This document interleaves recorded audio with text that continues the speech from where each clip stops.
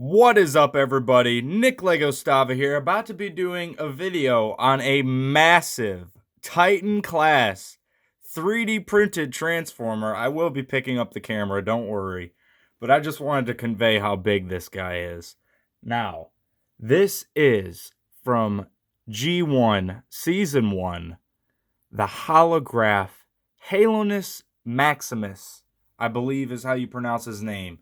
In the comics, later on, they did make him an actual character that was friends with Hound on Cybertron. Then he just did this giant projection of him in Season 1 to scare the Decepticons. But I wanted him in physical form, as you can see here. And yes, he is Titan class. But let's get into the review, I suppose you could call it. But I will warn you, I do need to make some tweaks to this for sure, because some of the joints and the screws that I used, I did use screws on this guy. I need to get slightly bigger screws that hold it together better. These just kind of push in. They're not, like there the hand fell off, also because the 3D printer messed up on that piece. And I didn't have... Like, it took a lot of stuff to print this guy. I didn't have enough to print that whole piece again, so I just sliced it and put this on there. But I got to glue that together, and then the hand will hold in better. But the fingers are articulated on the hand. This is an upscaled design from the Combiner Wars hands. I just upscaled it to work on here and then put the wrist piece on there to make it work with this guy. But let's... Damn it. I'm sorry.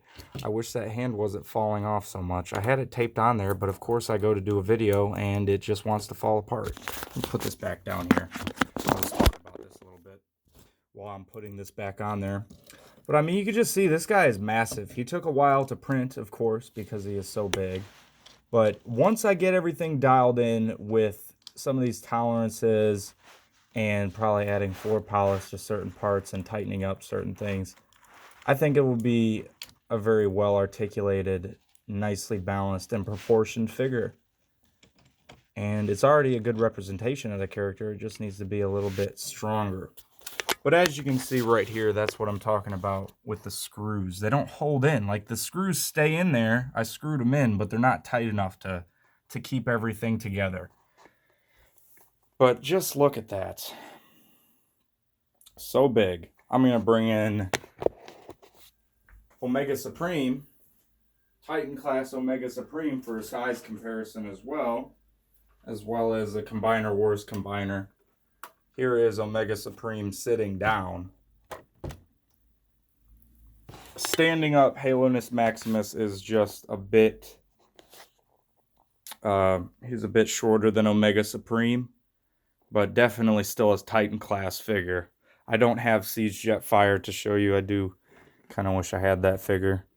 Kind of regret not picking it up now, because people are just going to charge crazy prices. But I wouldn't have had the size to compare both of them standing up, as well as I already had Omega Supreme sitting down for the shelf right there, as I just knocked stuff down because I really need to reorganize this room. And here he is with Combiner Wars downscaled. That's the downscaled version of Combiner Wars Devastator there. I think that works very well scale wise. And I do want to print a smaller Omega Supreme to fit more in, just being a tad taller than Devastator, because I think the Titan class one is just too big. The same with the original Titan class Predaking and Devastator. I think they're just too big for what they are. I think they should fit more in with the rest of the combiners. But let's get back to the figure himself. Hopefully, if the hand falls off again, it is what it is. But I'll get into some of the articulation of him, because he's a big boy. So his shoulders go up and down pretty tight on there. So the shoulders are nice and tight. It's just the rest of the stuff that's not dialed in perfectly yet.